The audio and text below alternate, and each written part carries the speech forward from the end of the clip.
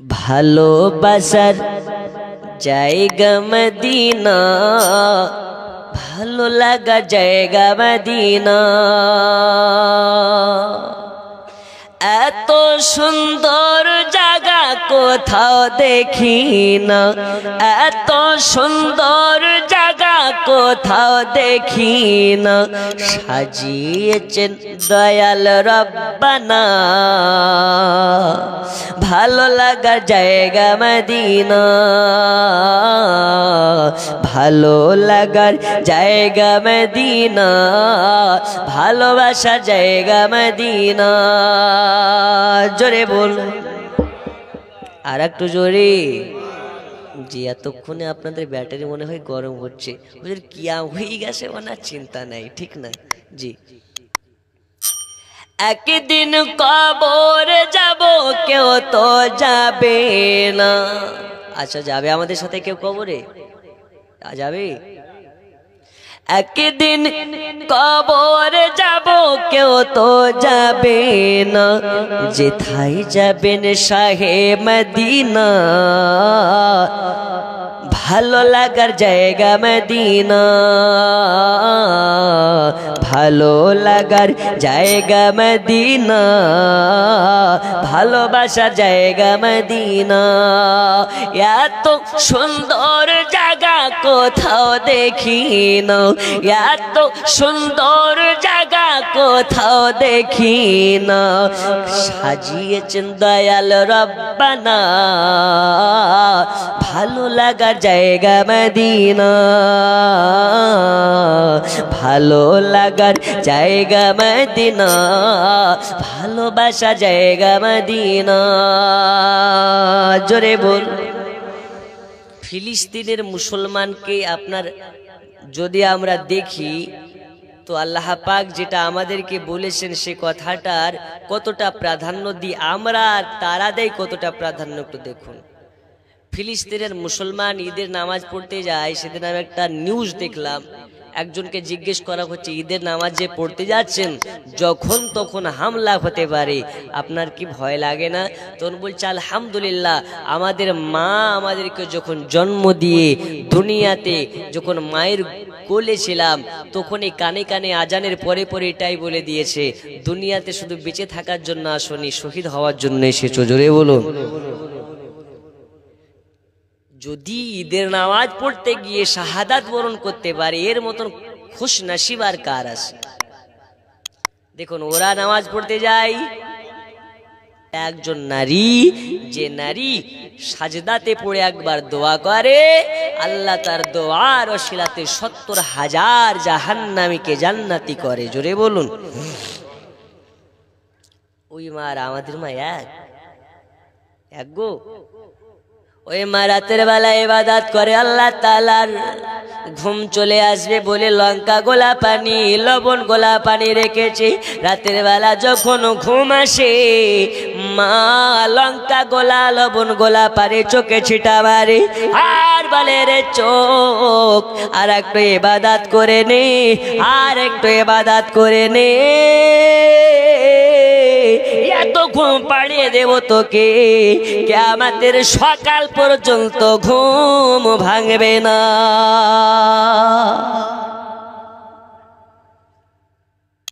কে সে ওই নারী? হযরতে রাবিয়া বাশারী। জোরে বলুন সুবহানাল্লাহ।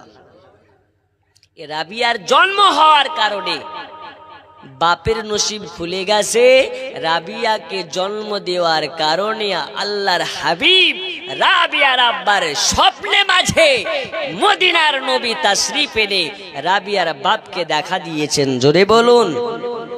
সন্তানের গুণেও বাপের নসিব খুলে যায়, মায়ের নসিব খুলে যায়। আল্লাহ আমাদের ঘরে ঘরে ওই রকম সন্তান দিন। জোরে বলুন আমিন। এত এখনকার জামানা তো মোবাইলেই ব্যস্ত, এই মোবাইলেই কাটিয়ে দেয়, তো কি করে ওর সন্তান তো ওই রকমই হবে, ঠিক না? কেমন হবে? ওই রকম। দুনিয়াতে যদি কোনো মহিলা গর্ভবতী অবস্থায় কোরআন তেলাওয়াত করে, দরুদ শরীফের ওজিফা করে এবং নামাজ আদা করে, আল্লাহর হাবিব সাল্লাল্লাহু আলাইহি ওয়াসাল্লাম বলেছেন তার গর্ভ হতে সুপুত্র জন্ম নেবে, আদবদার পুত্র সন্তান জন্ম নেবে, আদবদার কন্যা সন্তান জন্ম নেবে। আর এখনকার যুগে, এখন বর্তমান সময়ে মহিলারা টিভি কম দেখে, মোবাইলে ফেসবুক বেশি দেখে, ঠিক না ভুল? জি, টিভি এখন কম দেখে, মোবাইলেই ব্যস্ত, ইউটিউব ফেসবুক গুগল এইতেই ব্যস্ত। দেখুন, যে যেটা পছন্দ করবে, যে যাকে ফলো করবে, তার হাসর হবে সেটার সাথে। আচ্ছা, একটু শেষ প্রশ্ন করি, দুনিয়াতে আমরা সলমান খানের ভক্ত হয়ে কবরে যেতে চাই না নবীর ভক্ত হয়ে যেতে চাই? কেন? দুনিয়াতে যে যার ফলোয়ার হবে, আল্লাহ তার হাসর তার সঙ্গে করাবে। আমরা এই জন্য উঠতে বসতে চলতে ফিরতে সব সময়তে বলি নবী নবী নবী নবী করি। আর কিছু মাল, কিছু কানার দল, এরা বলে সুন্নিরা নবী ছাড়া কিছু জানে না। আমরা বলি আলহামদুলিল্লাহ, নবী ছাড়া যেন আর কিছুই না জানতে হয়, ঠিক কিনা? যেন আমাদের হাসর নবীর সঙ্গে হয়। আর যার হাসর নবীর সঙ্গে হবে, ওর আর কিছুর দরকার আছে? কিছুর দরকার নেই। যাই হোক, এখন বর্তমান সময়, এটা আখেরি জামানা। আল্লাহর হাবিব সাল্লাল্লাহু আলাইহি ওয়াসাল্লাম বলেছেন, আখেরি জামানায় 73টি দলে বিভক্ত হয়ে যাবে। আবার উম্মতেরা একটি দল জান্নাতি। কোন দলটি জান্নাতি? মা আনা আলাইহি ওয়া আসহাবি, নবী এবং নবীর সাহাবাদিগণ যে দল, ওই দলটি যাবে জান্নাতি। বাকি 72টা দল যাবে জাহান্নামে। বর্তমান সময়ে সব থেকে বড় ফিতনা, সেই ফিতনাটার নাম হচ্ছে হাত ঝাড়া আহলে হাদিস। এদের থেকে আমাদেরকে হেফাজত থাকতে হবে। এরা মানুষরূপী শয়তানের রূপ ধারণ করে, মানুষের রূপ ধারণ করে এরা ইবলিশের কর্মকাণ্ড করে বেড়াচ্ছে। আপনারা সোশ্যাল মিডিয়ায় অ্যাক্টিভ থাকেন। আমাদের মুর্শিদাবাদ জলঙ্গির একজন আপনার মেমোরি লোডার ছেলে, ব্রাদার বলে তাকে সে নিজের পরিচয় দেয়। এটা একটা স্টাইল, যে ভাইজান তো আসে, অনেক কটা ভাইজান আসে, তা আমার নামটা একটু স্টাইল করে করে দিই, কি ব্রাদার রাহুল। আচ্ছা, ওর নাম যাই হোক না কেন, এ ব্রাদার রাহুল এমন একজন আপনার কিনা বখাটে ছেলে। ওর বিষয়ে আমি ব্যক্তিগত বলতে যাচ্ছি না, তবে আপনাকে বলি, বক্তা হওয়ার যদি শখ হয় আর বড় শায়েখ হওয়ার শখ হয়, আহলে হাদিসদের মাদ্রাসাতে পড়া লাগে না। গ্রামের বখাটা ছেলেও যদি নিজেকে আহলে হাদিস বলে দাবি করে, তো বড় শায়েখ হয়ে যায়। তার একটা বড় এক্সাম্পল হচ্ছে ওই ব্রাদার রাহুল। ওর সঙ্গে একটা ডিবেট হলো। বাংলাদেশের এক আপনার খারেজি মৌলবি, ও হচ্ছে খারেজি, এ হচ্ছে ফারাজি, দুটোই একই জাত, একটু এদিক ওদিক ভাগাভাগি আছে। তা আমি বলি, ওদের সঙ্গে মুনাজারা দেখে, ওদের মুনাজারা দেখে আমরা ছত্রভঙ্গ হব না। কেননা মুনাজারা যদি করতে হয়, এসো সুন্নি মৌলবিদের সঙ্গে, এসো আলা হযরত ওয়ালাদের সঙ্গে এসো। মুনাজারা কাকে বলে তোমাকেও শিখিয়ে দেবে, তোমাদের আহলে হাদিসদের গোষ্ঠীকে শিখিয়ে দেবে। তো মুনাজারা করার জন্য চ্যালেঞ্জ ছুড়লো।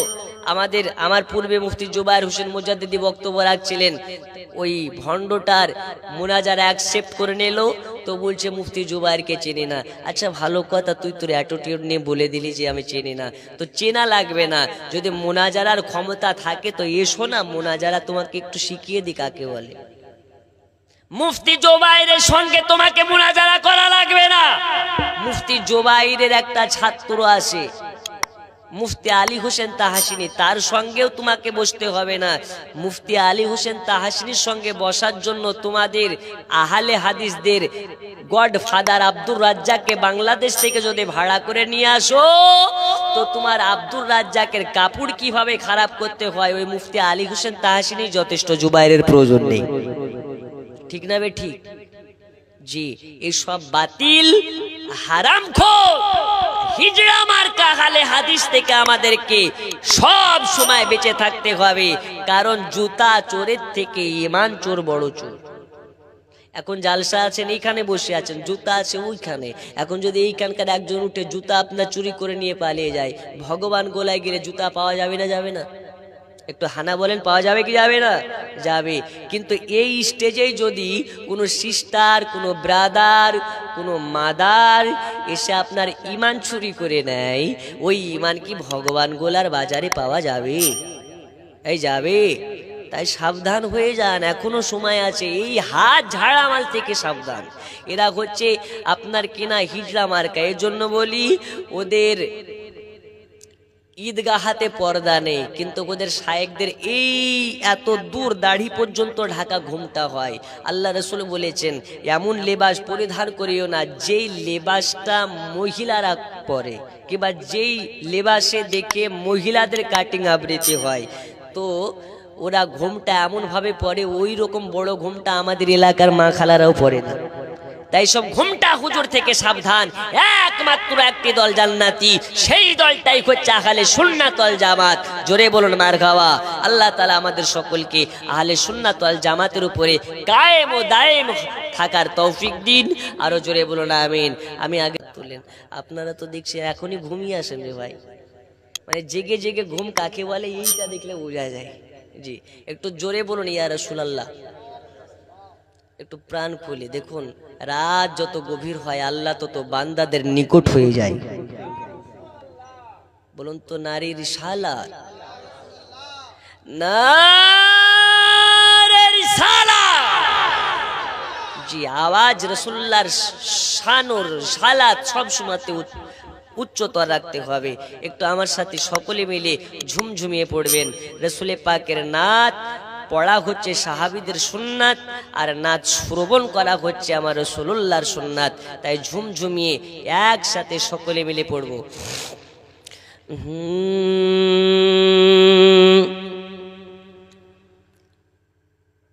ও গো চাঁদ তুমি বলে দাও আমার নবী জি কোথায়? জোরে বলো। ও গো চাঁদ তুমি বলে দাও আমার নবী জি কোথায়? কোথায় গেলে পাবো নবীকে? কোথায় গেলে পাবো নবীকে? পাক নবী জির রওজায়। ও গো চাঁদ তুমি বলে দাও আমার নবী জি কোথায়? জোরে বলো। লাখো লাখো হাজিরা হজে পাকে যায়, আল্লাহর কাবাকে জড়িয়ে কয়। লাখো লাখো হাজিরা হজে পাকে যায়, আল্লাহর কাবাকে জড়িয়ে কয়। ও গো কাবা তুমি বলে দাও আমার নবী জি কোথায়? ও গো কাবা তুমি বলে দাও আমার নবী জি কোথায়? ও গো চাঁদ তুমি বলে দাও আমার নবী জি কোথায়? জোরে বলুন সুবহানাল্লাহ। দোল্লাতে দোল্লাতে দোল্লাতে দোল্লাতে হায় যেথায় নবী জি ঘুমায়। এই নাবির ঘুম আর আমাদের ঘুমে এক। নাবিরা ঘুমন্ত অবস্থাতেও যেমন, জাগ্রত অবস্থাতেও তেমন। তাই লিখতেছে দোল্লাতে দোল্লাতে দোল্লাতে দোল্লাতে হায় যেথায় নবী জি ঘুমায় নবীজির দুধমা নাম তার হালিমা নবীজির দুধমা নাম তার হালিমা থাকেন নবীর পাগারায় থাকেন নবীর পাগারায় দে দোল্লাতে দোল্লাতে দোল্লাতে দোল্লাতে গায় যেথায় নবী জি ঘুমায়। আল্লাহ পাক যত রাখেন হায়াতে বাকি তো মোলাকাত রইল বাকি, আগামীতে দেখা হবে।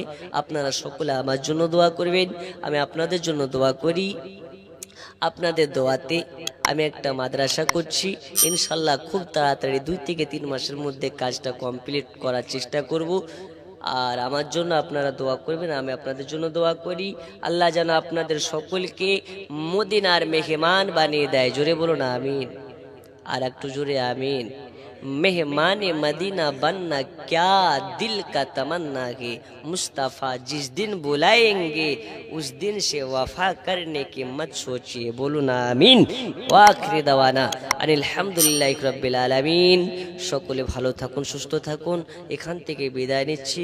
আসসালামু আলাইকুম ওয়া রাহমাতুল্লাহি তাআলা ওয়া বারাকাতুহু।